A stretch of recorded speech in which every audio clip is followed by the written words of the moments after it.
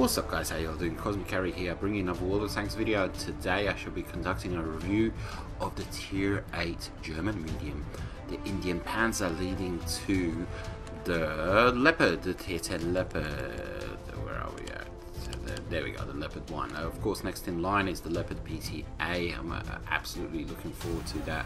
It's a very unique looking tank, like compared to the rest of the tanks. It's kind of out there on its own, etc, etc. You can see the VKs, they're kind of very similar looking, and then you get the Indien Panzer, and then the Leopards, you know, and so it's kind of unique. It is bottom line, it is a very unique looking tank, and I have to say I enjoyed grinding this tank. I'm about halfway through, I'm almost done with the grind, halfway through, something like that, and I enjoyed it. I enjoyed it immensely. Was it I don't know, German engineering, German precision, German whatever it was, but I liked this tank. It was a blast to play, absolutely 100%.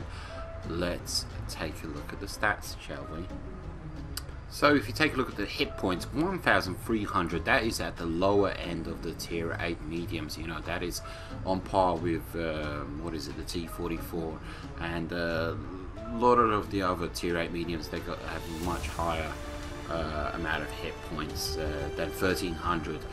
Speed is up there, 50 kilometers per hour, but the acceleration is on the, you know, it's not on the fantastic side, and also with the chassis and the turret rotation, it being a German tank, you can see it's very poor. It's not exactly the most mobile medium tank out there at Tier 8. You know, it's the T-44, can just run rings around it kind of thing.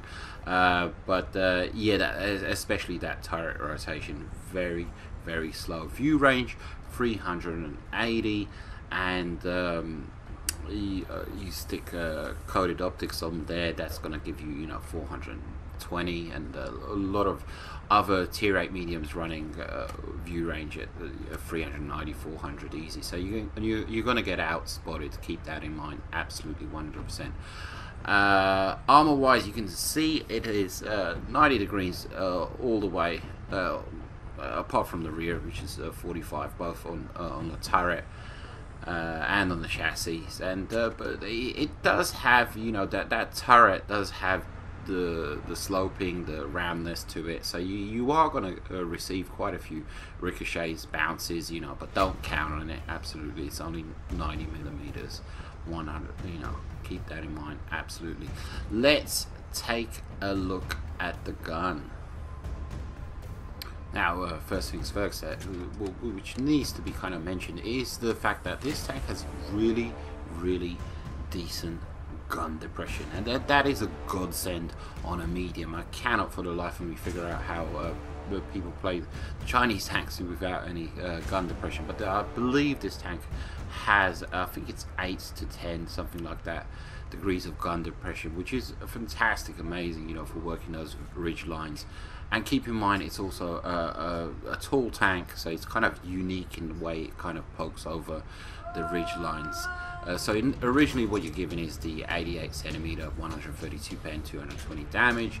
In the first package, that is boosted to 203, 240 damage, and the final package is a 90 mil or a 9 centimeter, 212 penetration. That is very decent penetration. Keep in mind, I think average pen of Tier 8 mediums is around 190. I think I worked it out to be something like that. So that is really decent penetration. Damage 240. You are let down. Aim time is very good, 8.33. You know, you add equipment to that, where you're going to boost it even more. You are let down by aim time, 2.7. That is, you know, seriously high. That is, you know, kind of like a Soviet kind of aim time. But again, accuracy is 0.34, and you can definitely work in that with that. But once in a blue moon, your shot is going to get mucked up. You know, it's not 0.31 or 0.32, but it's workable as if you want to snipe, if you want to get shots on target, if you want to hit those weak points, etc, etc. But the aim time will let you down, and you most definitely need to have equipment for that. Absolutely 100%. When it comes to my crew, you can see what I'm currently working on. Smooth ride, camouflage. It doesn't have the most fantastic camo rating due to the fact that it is tall. It is tall, and so you need to. I would advise 100% against putting camo on the tank as equipment. That's kind of ridiculous. 6 cents a must. Repairs a must. Snapshot. Firefighting, Eagle Eye, Brothers in Arms. Brothers in Arms should always be. I always go for 6 cents first, repairs, and then I do Brothers in Arms. That's what I kind of basically do. And equipment wise, no, yes, absolutely, 100%. Every time, whenever you're in a medium, coded optics. That's for you. That's for your team. If you haven't researched toolbox, then I highly suggest that you put this on as your second piece of equipment. And loading time, absolutely, go ahead and boost it even more. Enhanced gun lane drive, an absolute must for this tank. You just have to put it on there. 2.7, you're going to be there forever and a day aiming. Vert stabs, absolutely, go for it.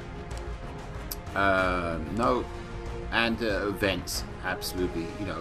As a third choice, if you're kind of differing and wondering what should be your third choice, absolutely go for vents. Combine vents with the enhanced gun lane drive. You're gonna be bringing it down to something that's much more manageable than 2.7. Absolutely. So enough chit chat. Let's get out on the battlefield and blow up some reds, shall we? Okay, hey ho, let's go. Indien Panzer Tier 8 German medium, 212 pen, very decent. Damage 240. Not bad. Accuracy very decent at 0.34.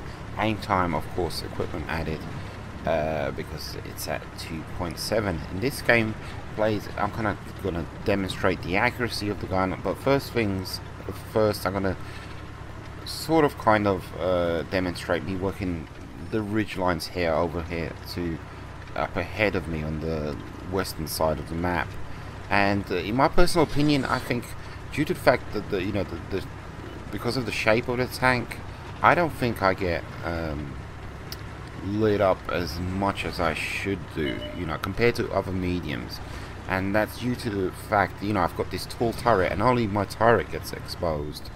And also the gun is sort of mounted more so towards the top of the tank than other tanks, if you get what I'm saying. But like here, where I work in this ridge line and I'm just pounding away at this tiger, placing shots on him, and I'm not getting lit up as much as I should be.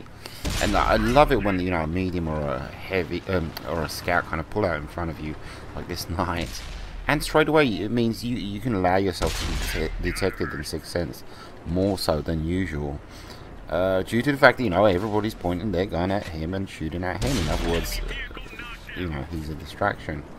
And kudos to him, he's still alive. Oh, there you go.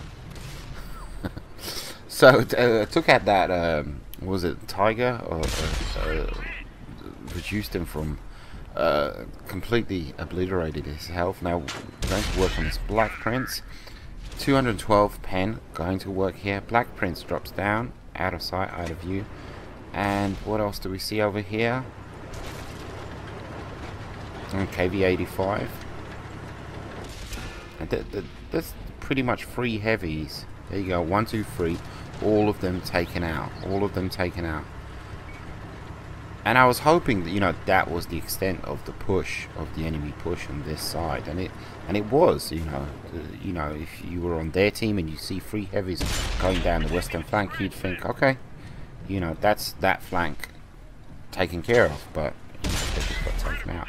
Accuracy very decent here. Of course, it's, you know, it's the side of a knight, but still, you know, all shots on target, good to go. Picking up my second kill, good to go. Pardon me. And of course, very wary here, attempting to use the bushes. Snipers in the back. You know what's back there. There's a Yak Tiger 88 back there. There you go. Accuracy very, very decent. T44 back there somewhere as well. Using the Tiger 2 as a meat shield here, but as I pull back, you know, I lose my sixth sense, which means sort of I'm very apprehensive here. I'm trying to. The game's still up in the air. It's 100% 50-50, and I want to push forward, you know, because they're hiding back there and they need to be lit up, you know, the campers, the snipers, etc., etc. And we don't have any scouts. And when you don't have any scouts, then mediums should be scouts. You know, the mediums are the brawlers, they're the flankers, but also they're the scouts. You know, they're the ones who need to light up the bad guys when nobody else can. So I really, really want to push through and light up the targets for my TDs. You can see there's one TD behind me, there's one TD to my right, but he is very, very exposed. You can see that he's pulling back. SU-12244, high rate of fire, 390 damage. Pretty much the same reload as this gun. Do this, absolutely. One more.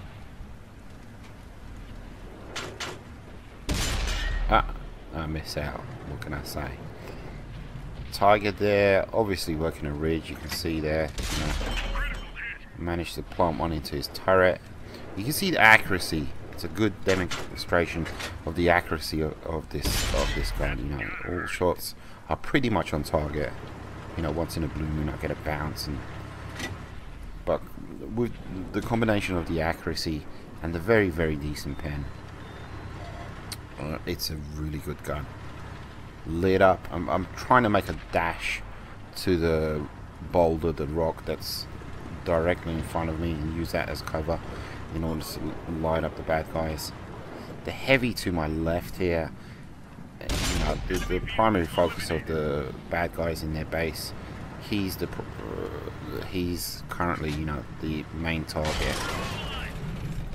Shot into the blind by the Tiger. My tracks eat up his shot. There he is. Debating, still debating. Should I go for it? Should I not go for it? You know, a lot of ground to cover. You can see ahead of me. Be out in the open. But my heavy is still in play up ahead of me. So hopefully, you know, the Reds are going to focus on him. You know, he's gone too far. Too fast, so to speak. Trying to make a dash for the boulder, and this is where I make a big mistake. You know, the heavy dies, and now all fire is focused on me, and I'm just repeatedly tracked over and over and over again. And it was at this point I knew, okay, I'm done, I'm dusted. Just trying to get some shots into, you know, Carnarvon. Yag Tiger, the way he was angled, possibly maybe into his weak spot, you know, low plate, no way. And that's all that she wrote. But still, a good game. A good game. It turned out to be a defeat, but 3.7k damage, you know, is really good in my personal opinion. A tier 8 medium. And moving on to the next game, Arctic region, and demonstration of the gun depression on this tank. Take a look at that. You know, and that's what I was talking about earlier. You know, it's kind of like the gun is kind of mounted towards the top, and when you peek over ridges, hardly anything of your tank is exposed. Looks like a sad elephant. But due to the fact, you know, where the gun is mounted, and combine that with the gun depression, when you peek over ridges, which I'm about to do, hardly any of your tank is exposed. And that's very, very different from, say, the STB1, which is like really low profile, and it just works differently in my personal opinion. It just works differently. So pushing up here, keep in mind 2 pieces of artillery in play. A scout, I mean, to me, you know, it's risk and reward in these kind of situations. It's a scout, he's going to be lining up everybody unless he gets taken out. So for me, he had target priority, and I received a buttload of damage, as you can see, and lose just over 50% of my hit points. But to me, you know, he was a priority target and he needed to be dealt with absolutely 100%. Even though, you know, most of the time scouts, where he was, he wouldn't have lasted that long. But you see me peeking the ridge line, and this is what I'm talking about. You know, hardly any of my tank is kind of exposed, is what I'm trying to say. Playing Artie safe, you can see me pulling back wavy, because I'm only on 600 hit points and 2 pieces of artillery in play. Again, peeking over that ridge line. What do we see? What do we see? No way. Just take a whatever kind of shot. I knew that wasn't going to happen. Heavy pushing up IS-6. Get unlucky there. Again, you know, I'm kind of risking it here with artillery in play, but he is target priority. You know, he needs to be taken out. I figured he was kind of pointing his gun towards me. Luckily he wasn't. I decided to plant one into the side of his cheek. Very nice. I believe he's a subscriber, if I remember correctly. And he gets taken out. Good to go. Again, peeking over the ridgeline, attempting to light up the targets, you know, for my compadres. I know there's a tank back there somewhere. Scanning the horizon, you know, it's too early to push. Too early to push. Have had some fantastic shots, but you know, we're only leading 2-1. A whole bunch of reds still out there, trying to light something up, make something happen. But at the same time, you know, I'm patient. See my chance, go for it. Good to go. But the thing is, I know I'm lit up, you know. That's why you see me. Look. I know I'm lit up. I know Artie is eyeballing. And I do believe Artie just took out my heavy to my right. Yeah. So Artie is in play, and Artie is looking for victims. T30 in the back there, 750 alpha, fully aware of that. And that's how you play a heavy. Look at the heavy to my right. You just go for it. E75, yeah. I'm like, okay, I'll join you, buddy, no problem. I'll join you. Working the edge of the map here. Don't want to get lit up. On 600 hit points, need to keep that in mind. Cautious, careful. TDs, high alpha, etc. Accurate guns, all of that good stuff. See your T25 too. You see that aim time. It does take a while. I know I'm safe from artillery. He misses. Decides to make a dash for it, and I get very lucky here. Whoa.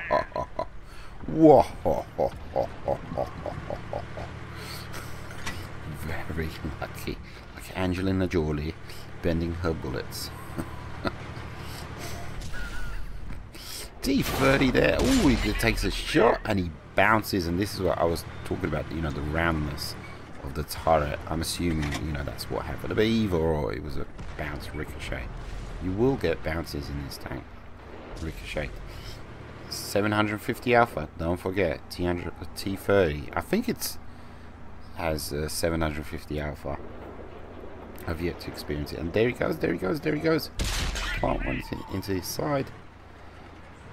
Nah, I'm not going to allow him to shoot. No way, Jose. Lose my sixth sense. Wait for it. Nope. No way, Jose. Bait him. Yep. And it seems to have the slowest reflexes in the world. The T-30, and he gets taken out. Bouncing all over the place. Single thank you. Thank you. That should be in the dial menu. Thank you should be in the dial menu. Absolutely. Very apprehensive and nervous as I'm coming up here. There's a lot of reds still in play, and I managed to light them all up. Hello. And 2 pieces of arty still in play. I lose 50% of my hit points. Down to 300. SU-122. One into him. He fires. Yeah, it is pretty much the same rate of fire as me, like I said. And I take him out. But his aim time is atrocious. I think it's 2.7 like mine. But either way, you know, I took him out. Good to go. Good to go. It's not the fastest tank, but you can see, you know, it hustles, it moves, it you know, it kind of works the terrain, no problemo. It's just, I like the tank. I love the tank, you know. I really do. I'm waiting for this medium to my right to light up the targets so we can get shots on target. I'm not going to push through by myself. I'm going to allow this Panther on full health to light them up. T-54, I thought I was done and dusted there. Thank you again. Again, you need to put thank you on the dial menu. I thought I was a gunner there. And T95E2, you can see what I'm talking about, you know, where the gun is mounted, how I'm getting shots on target. And he's just not doing anything to me, you know. He really isn't. I think he's shooting at me. And possibly the TD to my right. But either or, you know, it's like minimal exposure of my tank gets a bounce on me. And I'm just trying to work on his cupola. No problemo. And there we go. Good game, good game, good game. Very nice tank. Very nice tank. Wasn't expecting to like this tank. I thought it was too tall. But with the combination of the gun depression, the tallness of the tank, and a really, really good gun, you know, I really, really liked it. It was a great tank. Over 60% win rate. Take it easy, guys. Adios, muchachos.